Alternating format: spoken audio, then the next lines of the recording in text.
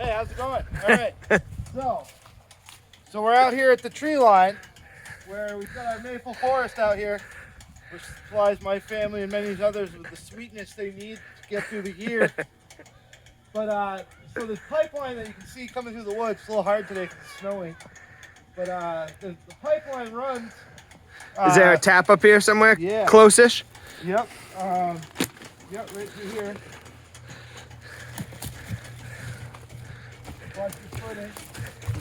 But yeah, we gotta go a little ways. Let's go see us getting sucked out of that tree. What? Sugar maples, right? Yep. But you tap red maples too, Yeah, right? we have sugar maples and red maples. Like, see that tree right over there? That big one right there? Yeah. That's a sugar maple. So you can see that's got a very striated bark and stuff. And the red maples have a tighter bark. This is all, it's all vacuum hose, right? Yep. So you're not running buckets like you see on the internet. It's No, all... we only want to run through these woods one time and fall down. Buckets, it would be a nightmare. We wouldn't be able to sugar this hillside if we had to go collect buckets every day. We'd die. But yeah, you can see right here, this is a tap coming out of the maple tree. This tree's big enough. You can see how big it is. We can put 2 taps in it. You can't get your arms around it. But you can see it's starting to freeze up right now. Yeah. But this, so yeah. So when's the sap running then? When it's warm out? When it's a warm day, 38, 40 degrees, stuff can start to thaw out. And it's best when it freezes at night and yep, when it freezes warm up during at the night, day. the tree kind of resets itself, and the sap actually comes from the ground up. Most people would think that the sap comes from the top down, right? Oh, okay. But no, this tree's like a straw, just sucking water out of the ground and filtering it through its mapley, sugary goodness. And it gets a little bit of the sugar with it. So all right. you have to take it down and boil it. So not really flowing right now, but we're boiling the sap from yesterday. Yes. Yep. How many sugar houses can you see from here? Yeah. Just the one? Yep, just one over there. How many sugar houses are in Huntington? There's probably 8 or 9 in Huntington, but maybe more than that.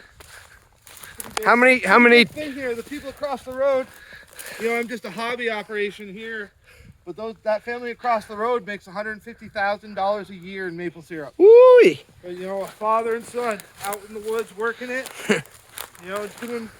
doing work in the woods in the summer, selling firewood and whatever, but they, they make a good living on the maple syrup. So in here you can see we got our collection tank. In here, this is a diaphragm pump right here, sucking. It's basically creating vacuum through these 2 check valves. But you can see right here, when I open this up, this is how much vacuum it's sucking out of each one of those trees. Yeah. So it's like getting some serious vacuum going out of those maple trees. So crazy. Yeah. And that's okay for a maple tree to get sucked on like that? Yeah. Basically, we're gonna turn that off. But yeah, it basically doesn't really hurt the tree.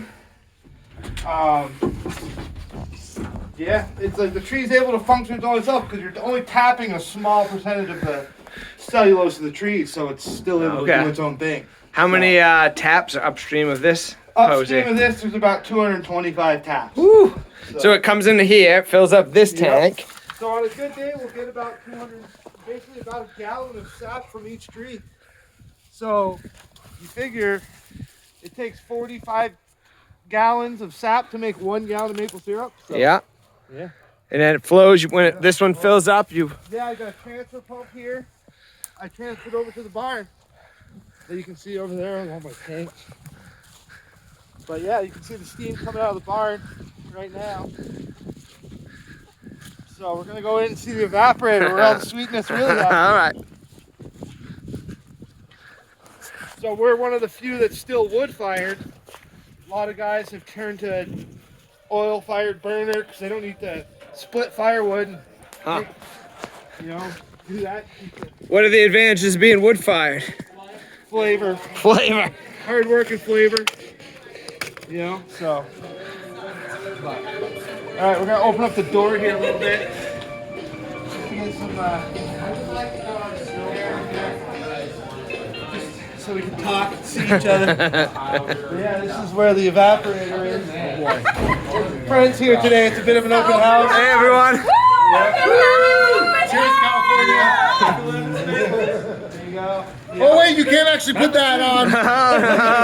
It's RossiMaple.com. There you go. Buy it. So what's this unit? So this right $300 here. a gallon. So wait, let's follow the sap so it flows into these two. Sap's Bourbon.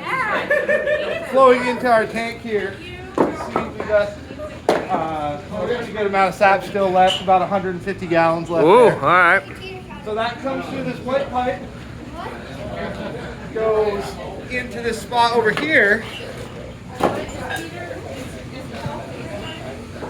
Right here, it goes through this float box. And this float box regulates the levels of the back pan where most of the evaporation happens. So it's basically flowing right from that tank into the evaporator, and then from that tank to the trees, it's coming right in. Nice. So this is just pretty much sap in the back tank, pan. And then this front pan's where it's turned to syrup, right? Yep, exactly. And it zigzags through these channels. Yep. A little hard to see, but But yeah, there's some channels in there.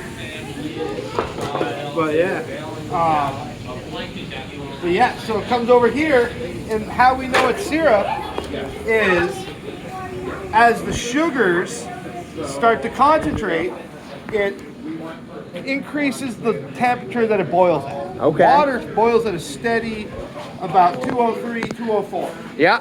So as the sugar concentrates increase, it increases the boiling temperature. Okay. So when we reach a certain point, you know, like 11 degrees is hardball crack. We don't want to make it there. But we Okay. want to be about 7 degrees above the temperature of boiling water. Got it. So right here, 0 on our thermometer signifies the temperature of boiling water. Okay.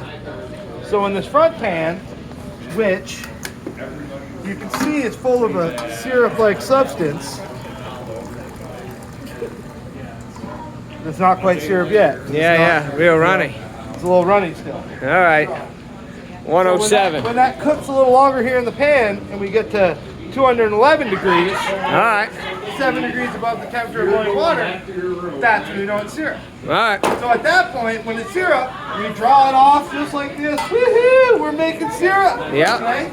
And then we take it over here, and we dump it in here, and we filter it, and a bunch of stuff in there. Which All right. is a byproduct of it called niter, which is Let's talk about cooking hot dogs. we cook hot dogs and maple syrup. Yeah. No one believed me about this. Oh yeah, they're delicious. Yeah, best way.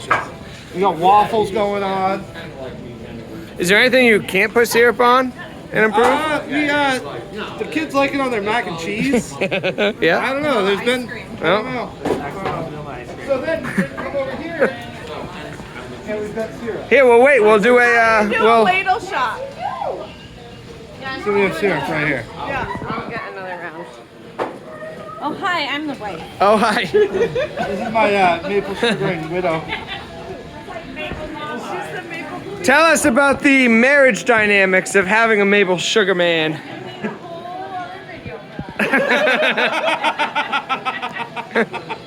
There you go. There you go. All right. Like, well, I hope you enjoyed. I hope you enjoyed the syrup in this video.